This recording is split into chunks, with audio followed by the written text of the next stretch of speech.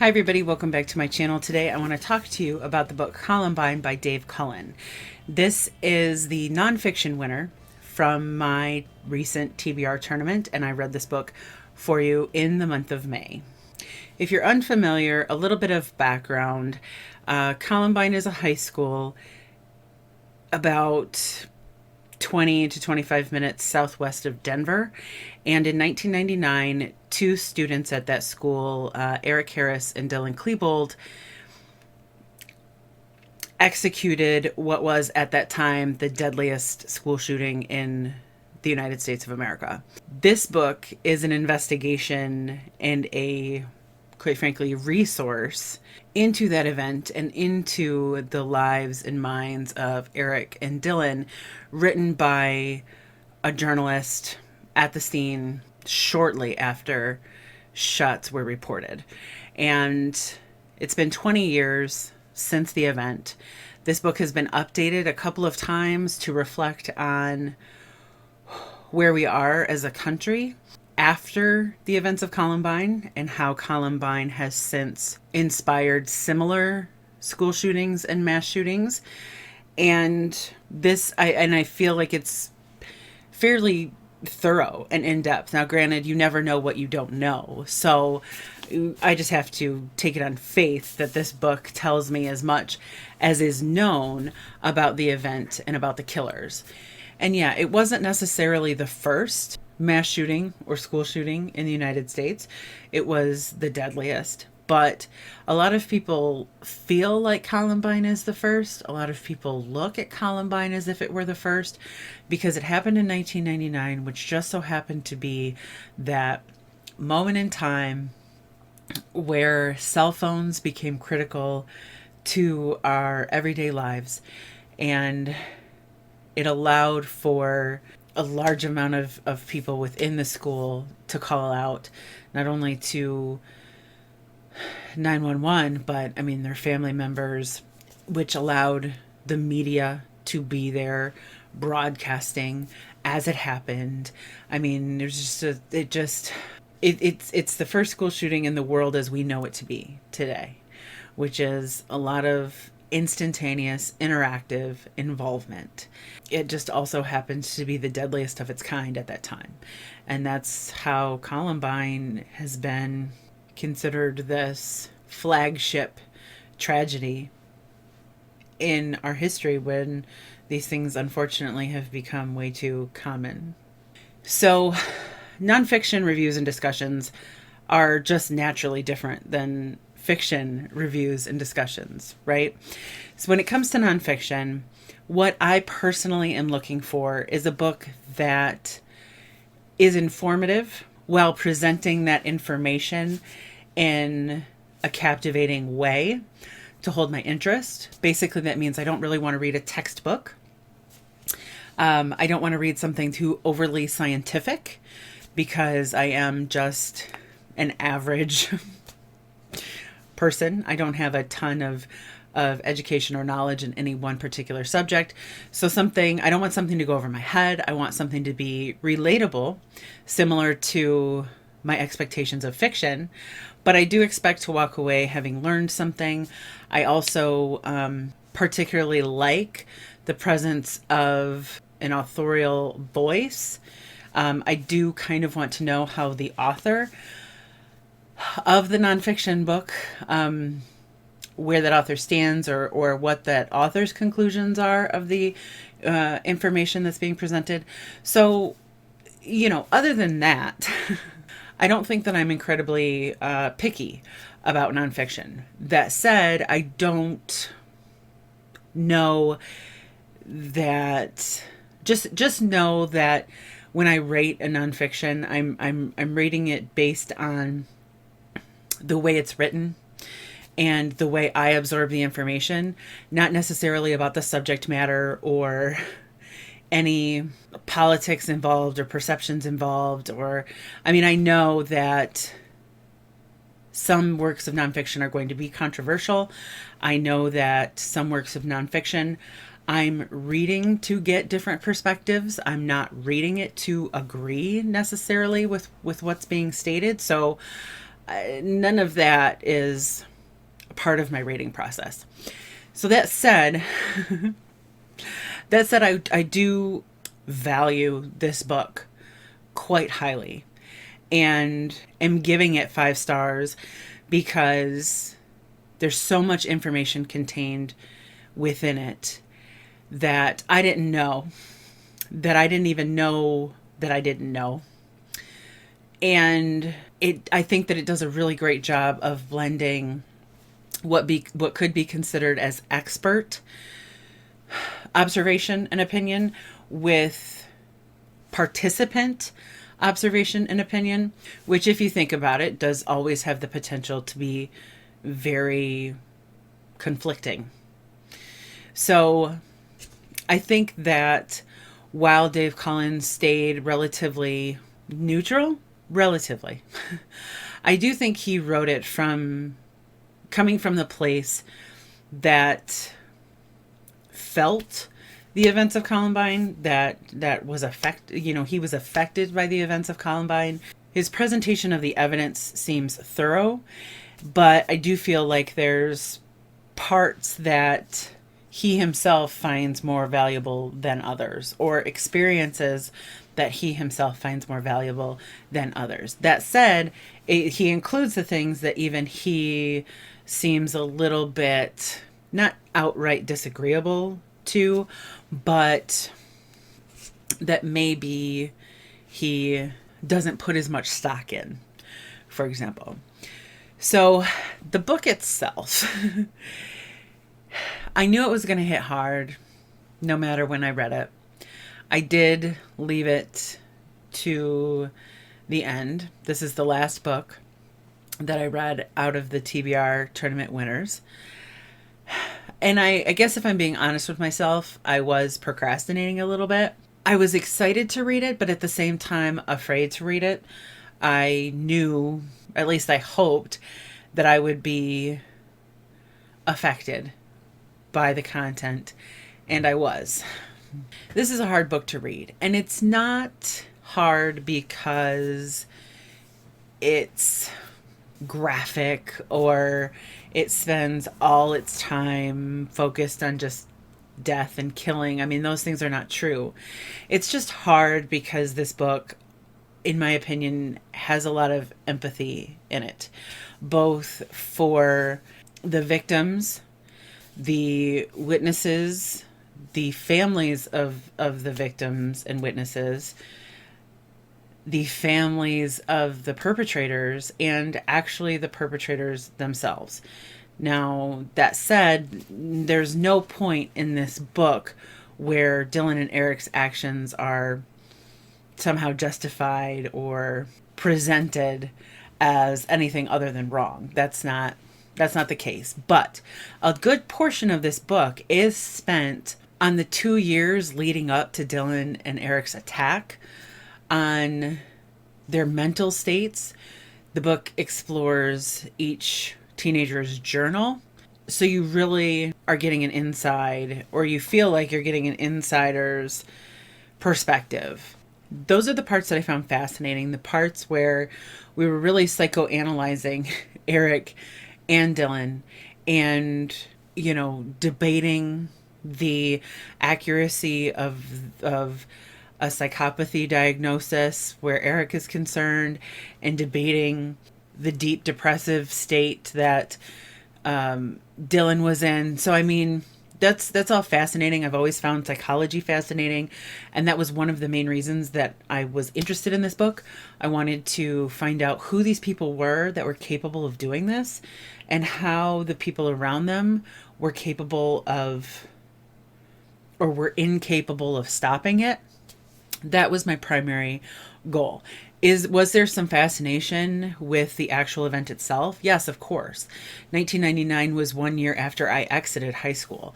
So I can remember when this happened, still being fresh out of high school and trying to reconcile in my mind what such an act of violence looks like inside of the environment that I just left. So yes, there's some fascination with that as well. But the psychology was my primary intent.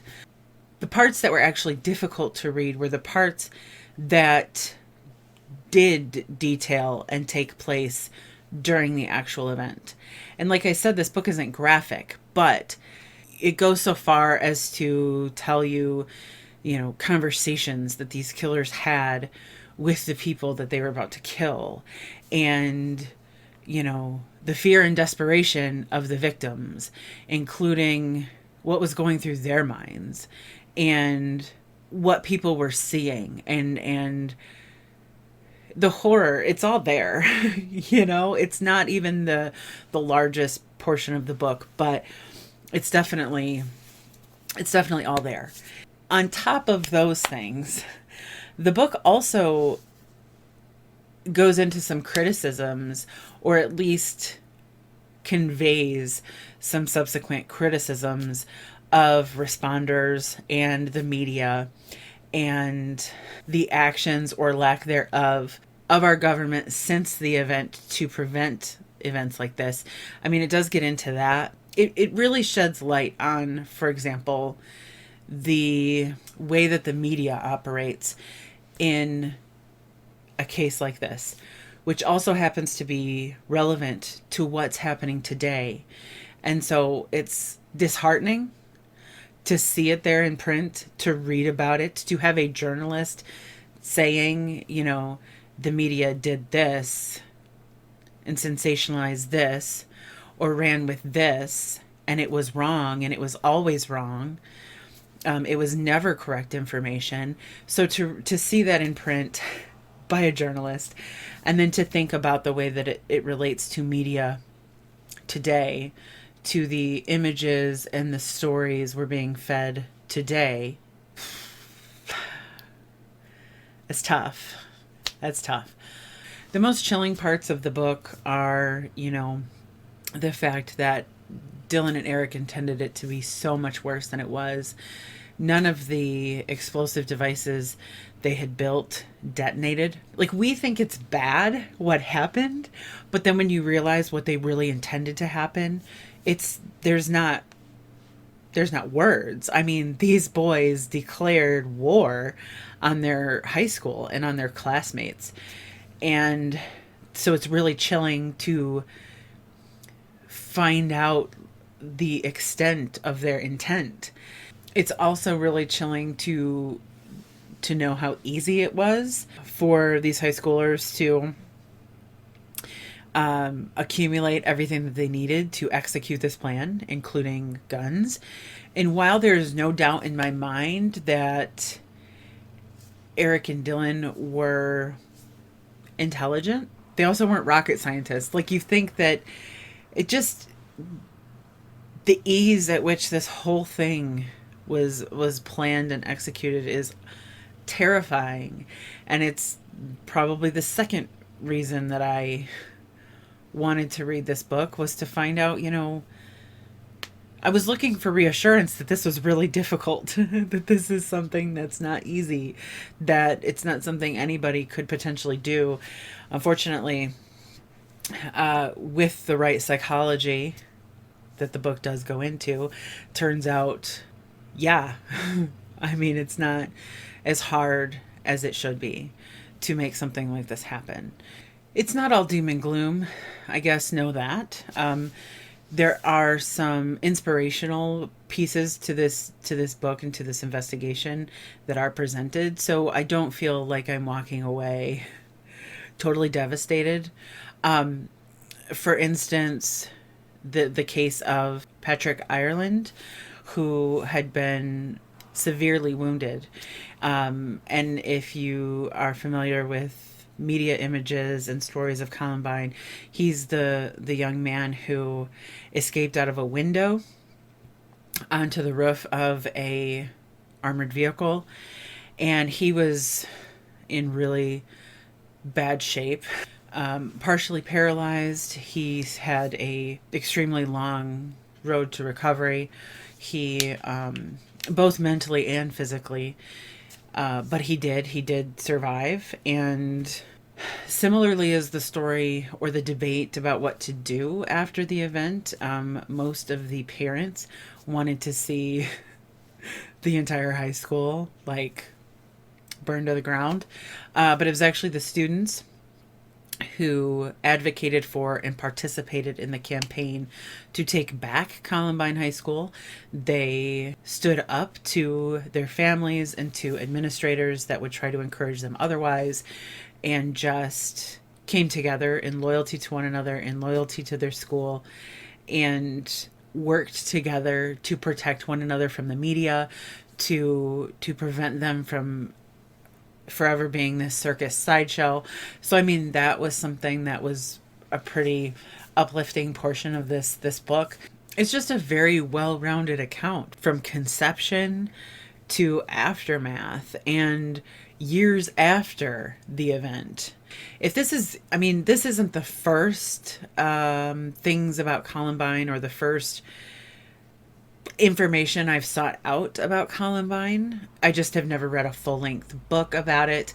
I've seen crime scene photos. The mother of Dylan Klebold, Sue, who has given several interviews, but now, after remaining silent for a long time, has started to speak out. She also did a TED Talk, and she's offered a lot of insight into at least her relationship to Dylan, the perpetrator.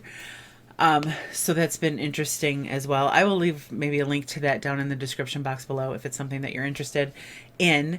If you are interested in this type of content in general, I do highly recommend reading this book. Obviously, it's not light reading. Obviously, terrible things happened and your heart and your stomach just sink to your feet knowing the realness of this, knowing that it happened.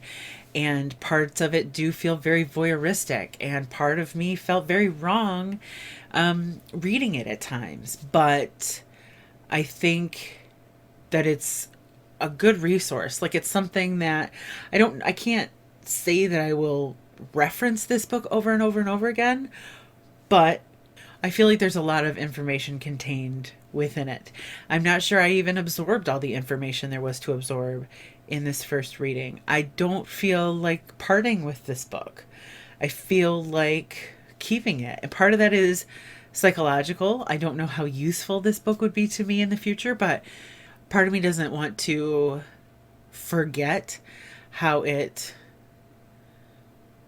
started, or at least the most iconic start to this phenomenon in our country. I don't want to forget it. I don't want to lose sight of my own feelings on it.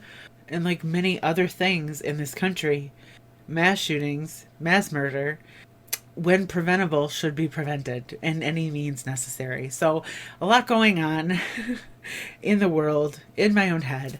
But that's the story. That's my experience reading Columbine. I'm really glad that I did it. I'm proud of myself for reading it. I don't know why. I don't know why that's significant, but I am.